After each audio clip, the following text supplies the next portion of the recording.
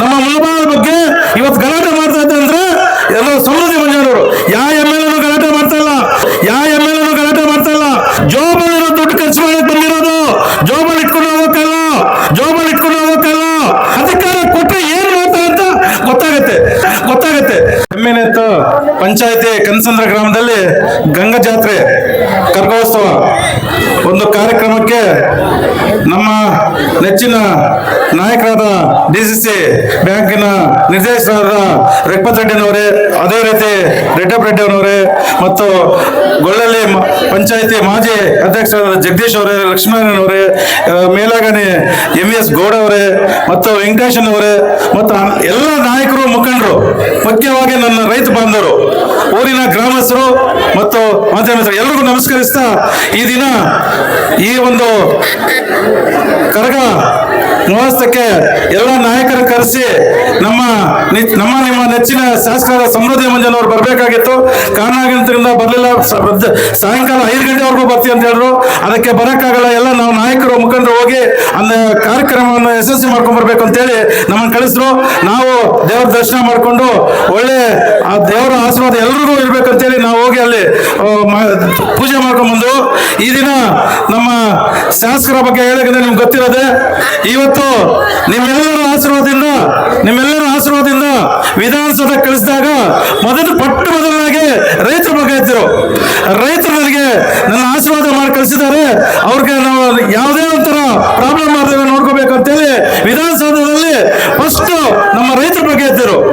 ಅದೇ ರೀತಿ ಪ್ರತಿಯೊಂದು ಸೆಷನ್ ಅಲ್ಲಿ ಅವರು ಪಾಯಿಂಟ್ ಎತ್ಕೊಂಡ್ ಬರ್ತಾ ಇದ್ರೆ MLA ಮತ್ತು ಸ್ಪೀಕರು ಇವತ್ತೇನು ಪಾಯಿಂಟ್ ಎತ್ಕೊಂಡ್ ಬಂದಿದ್ದಾರೋ ಏನೋ ಗೊತ್ತಿಲ್ಲ ಅಂತ ಅವ್ರಿಗೆಲ್ಲರೂ ಇದು ಆ ತರ ಇವತ್ತು ವಿಧಾನಸೌಧದಲ್ಲಿ ಗಲಾಟೆ ಮಾಡ್ತಾರೆ ಅಂದ್ರೆ ಮತ್ತೆ ವಿಧಾನಸೌಧದಲ್ಲಿ ಗಲಾಟೆ ಮಾಡ್ತಾರೆ.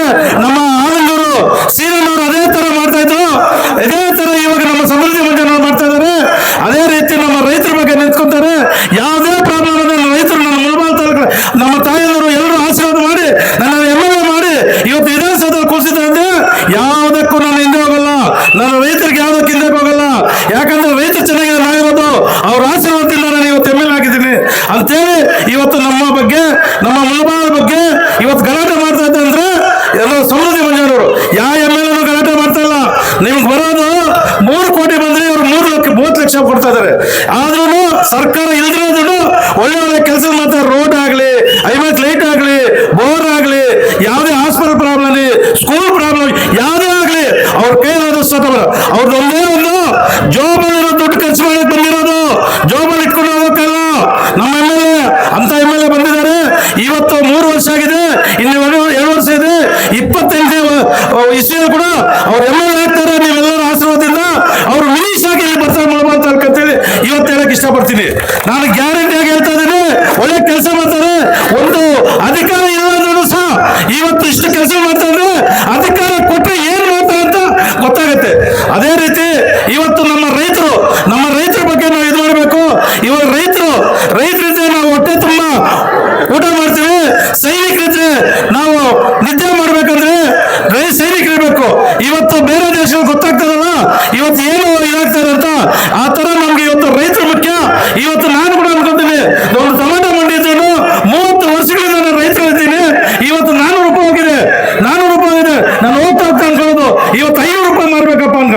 ಯಾಕಂದ್ರೆ ರೈತರಿಗೆ ಲಾಸ್ ಆಗಿ ಎಷ್ಟೋ ಪ್ರಾಬ್ಲಮ್ ಆಗಿದೆ. ಈ ತರ ಇರ್ಬೇಕು ಅಂತೇಳಿ ಇವತ್ತು ಕೂಡ ಸಹ ನಮ್ಮ ಎಲ್ಲ ಮುಖಂಡರು, ನಾಯಕರು ಬಂದು ಇವತ್ತು ಈ ಕಾರ್ಯಕ್ರಮವನ್ನು ಇದು ಮಾಡಿದ್ದಾರೆ, ಯಶಸ್ಸು ಮಾಡಿದ್ದಾರೆ. ಇದಕ್ಕೆ ನಿಮ್ಮೆಲ್ಲರ ಆಶೀರ್ವಾದದಿಂದ, ದೇವರ ಆಶೀರ್ವಾದದಿಂದ ಒಳ್ಳೆ ಮಳೆ ಬಿದ್ದು ಒಳ್ಳೆ ಬೆಳೆ ಆಗಿ ಎಲ್ಲರೂ ಚೆನ್ನಾಗಿರ್ಬೇಕು, ಎಲ್ಲರೂ ಆರೋಗ್ಯ ಇರ್ಬೇಕು ಅಂತೇಳಿ ಇವತ್ತು ಸತ್ಯಮ್ಮ, ಎಲ್ಲಮ್ಮ, ಗಂಗಮ್ಮ ಅಂತ ಅದರಲ್ಲಿ ನಮ್ಮೂರಲ್ಲಿ ಕೂಡ ಸತ್ಯಮ್ಮ, ಗಂಗಮ್ಮ ತೋರಿಸಿದ್ದಾರೆ. ಆ ದೇವರು ನಂಬಿದವ್ರು ಯಾರು ಈ ಮೋಸ ಆಗಲ್ಲ. ಆ ದೇವರ ಆಶೀರ್ವಾದದಿಂದ ಇವತ್ತು ನೋಡಿ, ಇವತ್ತು ನಿಮ್ ಕರಗೋತ್ಸವ ಇವತ್ತು ಮಳೆ ಬಂದಿದೆ. ಅದೇ ತರ ಹೇಳ್ತಾ ಇದ್ದೀನಿ, ಇವತ್ತು ನಮ್ಮ ಎಲ್ರಿಗೂ ಆ ದೇವರ ಆಶೀರ್ವಾದದಿಂದ ಎಲ್ಲರೂ ಚೆನ್ನಾಗಿರ್ಬೇಕು. ನಾವೆಲ್ಲರೂ ಚೆನ್ನಾಗಿರ್ಬೇಕು. ನಾವು ಬಂದ ನಾಯಕರು, ಮುಖಂಡರು, ಊರಿನ ಗ್ರಾಮಸ್ಥರು, ರೈತರು ಎಲ್ಲರೂ ಚೆನ್ನಾಗಿರ್ಬೇಕಂತೇಳಿ ಇವತ್ತು ಆ ದೇವರ ಆಶೀರ್ವಾದ ಪಡ್ಕೊಂಡು ಬಂದು